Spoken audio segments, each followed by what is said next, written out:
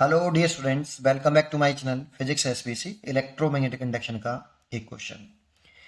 In an inductor the current I varies with time T as I equal to 5 plus 16 T. अच्छा, एक बात बता दूं, यहाँ आई क्वेश्चन में ऐसे दे रखा है, ये 5 ampere plus 16 ampere per second into T.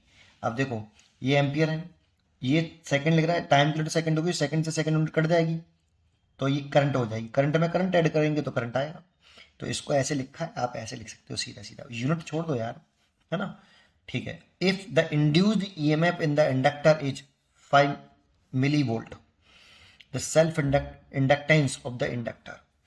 तो देखो, कोई इंडक्टर है अगर, और इसके अक्रॉस एक हमने कोई सोर्स लगाया है, और सोर्स लगाने से इसमें करंट में चेंज हो रहा होगा कुछ, है ना। करंट में चेंज हो रहा होगा, बढ़ रही होगी या घट रही होगी।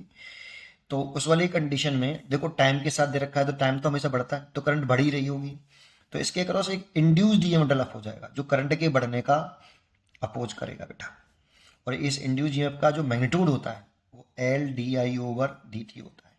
वैसे एक्चुअल में फॉर्मूला होता है माइनस का L D I over D T with sign, लेकिन अगर हम इंड्यूस्ड ईएमएफ का मैग्नीट्यूड लिखें तो ये, तो एल हमसे पूछ रहा है, ई हमें क्वेश्चन में गिवन है कितना, 5 मिली वोल्ट, और करंट दे रखा है हमें I is equal to 5 plus 16 T. तो बेटा D I over D T निकाल लो, इसको डिफरेंशिएशन कर दो with respect to T, D I over D T. Constant term का डिफरेंशिएशन जीरो होता है, कोई भी कॉन्स्टेंट टर्म हो डी ओवर डी टी, ये फॉर्मूला होता है कि किसी भी कॉन्स्टेंट टर्म का डिफरेंशिएशन जीरो। तो यहाँ पे 5 तो कॉन्स्टेंट टर्म हो गया, उसका डिफरेंशिएशन जीरो, प्लस 16 टी का डिफरेंशिएशन 1 होता है, डी ओवर डी टी, और टी हो तो उसका डिफरेंशिएशन 1 होता है। तो D I over D T आ गया आपका कितना, 16 एम्पियर पर सेकेंड। ई की वैल्यू हमें क्वेश्चन में गिवन है 5 मिली वोल्ट है, तो 10 की पावर माइनस के 3। एल पूछ रहा है सेल्फ इंडक्टेंस, और D I over D T हो गया 16, तो एल इज इक्वल टू हो गया 5/16 इंटू 10 की पावर माइनस के 3 हेनरी। अब 16 का डिवाइड कर लो 5 में, जा नहीं रहा इसीलिए पॉइंट लगा लो, एक जीरो बढ़ा लो, 3 बार चला जाएगा 48 हो गया, 2 उतार लो, फिर एक और जीरो बढ़ा लो, है ना।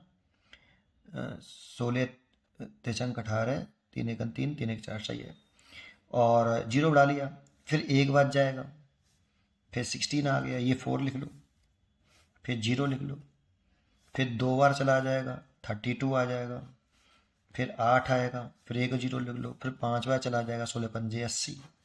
ठीक है, कोई डिवाइड करना मुश्किल नहीं है। 0.3125 10 की पावर माइनस के 3 हेनरी।